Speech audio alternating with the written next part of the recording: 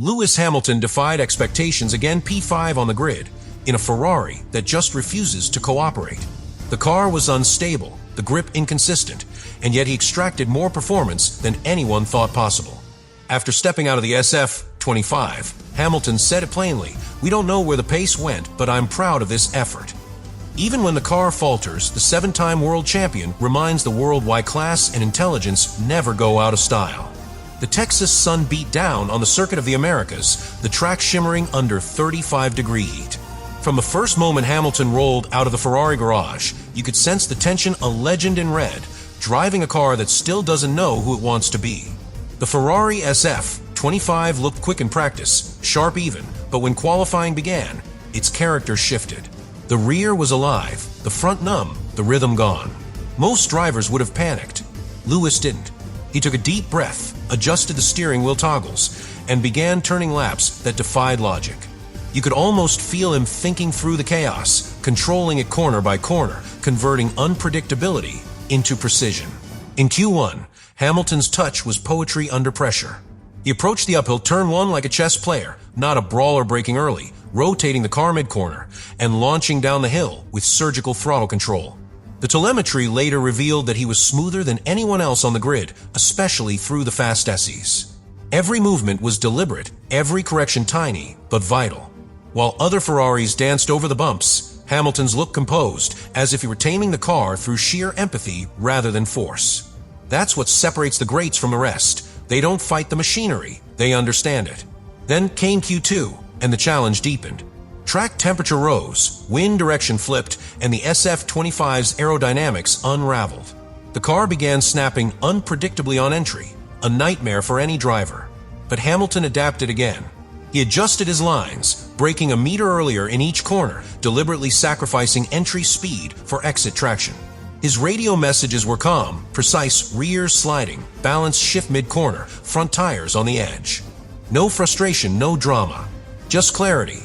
His engineer Riccardo Adami responded, "Copy, Lewis, we'll adjust diff for the next run." It was the kind of communication that defines trust, the kind that only develops when a driver commands respect through discipline. Q3 arrived like the final act of a thriller. Ferrari had no upgrades left, no magic button to press. But Hamilton, as ever, found rhythm where others found resistance. On his final lap, he nailed the apex at turn 11 with the kind of finesse that engineers can't simulate, the combination of instinct, geometry, and courage that comes only after decades at the top. As he crossed the line, the radio crackled with quiet satisfaction. That's everything we had. 5th place for tenths from pole, but in context, it was a masterpiece of damage limitation. In a field of younger, faster machinery, the 40-year-old Brit once again made experience the fastest engine on the grid. When he stepped out of the cockpit, sweat on his face and calm in his eyes, Hamilton didn't celebrate, he analyzed. He stood beside the Ferrari, talking quietly with engineers, gesturing towards the rear suspension.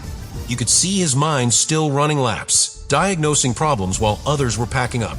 Then came the words that would headline the night. "We don't know where the pace went, but we maximized everything." It wasn't resignation, it was conviction. He knew they were building something bigger than one Saturday. He knew that patience is also part of performance. Ferrari arrived in Austin with optimism and data that looked promising on paper.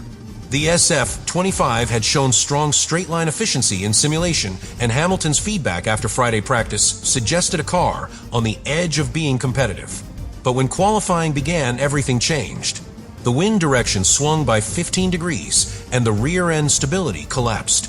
What had been a precise, confident machine turned nervous, unpredictable, almost unrecognizable. Through the fast turns of Sector 1, the rear simply refused to stay planted. For most drivers, that kind of shift would be fatal to confidence, yet Hamilton absorbed it. He didn't panic. He recalibrated, gathering information lap by lap, translating chaos into control. The core of the problem lay deep in Ferrari's aerodynamic concept. The SF-25 relies heavily on the efficiency of its floor, and the bumpy surface of the Circuit of the Americas exposed its weakness. Each compression and rebound changed the airflow under the car, destabilizing downforce and causing sudden slides. Charles Leclerc described it as like driving a hovercraft. Hamilton, however, found rhythm in the inconsistency. He treated each corner as a separate scenario, adjusting steering and throttle in micro-movements. His data trace showed fewer steering corrections than any other Ferrari lap that day, not because the car was easier for him, but because he anticipated its misbehavior before it happened. It was like watching a veteran chess grandmaster playing blitz against physics itself. Another major factor was tire preparation. Ferrari has struggled all season to bring the rear tires into the right temperature window without overheating the fronts. In Austin's heat, that balancing act became torture. During Q2, temperatures spiked beyond 90 degrees Celsius on the rear left, triggering degradation within a single lap. Hamilton responded instinctively. He shortened his warm-up run, sacrificed the first sector slightly, and delivered his best time on a set that most thought was finished. He turned a technical flaw into a strategy. That's Hamilton's genius, reading the car's body language through vibration and grip feel, adapting in real time without waiting for telemetry. Then there was the psychological element, perhaps the most underrated weapon in his arsenal. When the car began to slide mid-corner, most drivers would instinctively lift or overcorrect. Hamilton did neither. He allowed the car to move beneath him, catching it with gentle countersteering, maintaining flow instead of fighting it. Observers trackside noticed his serenity even when the Ferrari twitched violently through turn 10. It's the same calmness that has carried him through rain-soaked Silverstones and tire-destroying Hungerings. What we witnessed in Austin wasn't just experience, it was mastery of chaos, the ability to keep logic alive where instinct screams panic. Within the team radio exchanges, that composure was unmistakable. While others shouted frustration, Hamilton's tone stayed analytical, rear grip inconsistent. Balance shift mid-corner. We'll need to check aero sensitivity.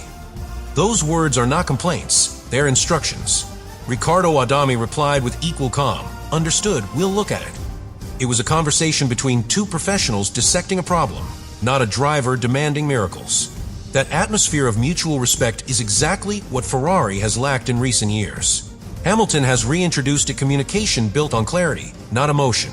His engineers later admitted that the information he delivered across 3 laps was more useful than hours of simulator work. There's a reason Lewis Hamilton is called a complete driver, not because of his 7 world titles, but because of how he works with a car from inside out. In Austin, that trait was on full display. From the first practice session, he wasn't just driving, he was diagnosing.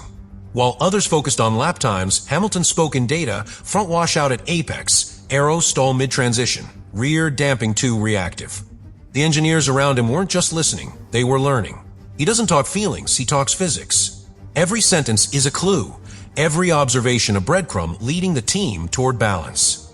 By the time qualifying began, Ferrari's telemetry sheets were filled with notes written almost entirely from his feedback. In a sport obsessed with numbers, Hamilton adds context, he gives those numbers meaning. The Ferrari SF25, for all its red beauty, is a complex and fragile piece of engineering. Its ground effect aerodynamics generate immense downforce, but they do so within a narrow range of ride height. Too high, and the airflow breaks; too low, and the floor stalls. Austin's bumpy surface turned that sensitivity into a nightmare. Hamilton and his race engineer, Riccardo Adami, decided to test asymmetric suspension settings, soft on one side, stiffer on the other, to counteract crosswind loads. It was a daring move, the kind of micro-adjustment that can destroy a setup if misjudged. Yet when Hamilton rolled out for Q2, it worked. The car felt stable through the long turn 16-18 sequence, where before it had danced uncontrollably. Better. Front's alive again, he said over the radio, and that small success sparked quiet smiles inside the Ferrari garage. Hamilton's mechanical sympathy is often misunderstood as patience. It's not. It's perception. He can feel what the sensors cannot. In the third sector of Austin, the Ferrari loses balance over the curbs, which disrupts the underfloor airflow. Hamilton adapted by changing his steering rate, turning slower into corners, giving the floor time to reattach before committing to throttle. The data later showed he was carrying less steering angle and more mid-corner speed than Leclerc purely by feel. That kind of precision can't be programmed. It comes from 2 decades of understanding how to dance with machinery on the edge of grip. He wasn't fighting the car, he was negotiating with it, a quiet dialogue between human intuition and mechanical imperfection. Then came the crucial call before his final run. The Ferrari engineers weren't sure whether to reduce rear wing angle for more top speed or keep stability in the fast corners. Hamilton made the decision himself. Leave it. will control it on exit. It was a veteran's instinct understanding that a car on the limit of control still needs predictability more than peak velocity. That single choice saved Ferrari from a potential spin in Q3. It's that blend of courage and calculation that defines Hamilton. He knows when to listen, when to lead, and when to take full responsibility. In a team that has sometimes drowned in its own indecision, he has become the voice of clarity. Ferrari's technical director later revealed that Hamilton's feedback in Austin led to immediate overnight changes to their correlation model. His feel for balance is almost mathematical, he said. He gives us answers faster than simulation. That's the impact of a driver who understands the machine not as a passenger, but as a partner. Every lap he drives becomes data you can trust. His attention to detail from brake migration to corner entry turns guesswork into process. For the engineers, that's not just valuable, it's transformative. It's rebuilding the team's confidence one insight at a time.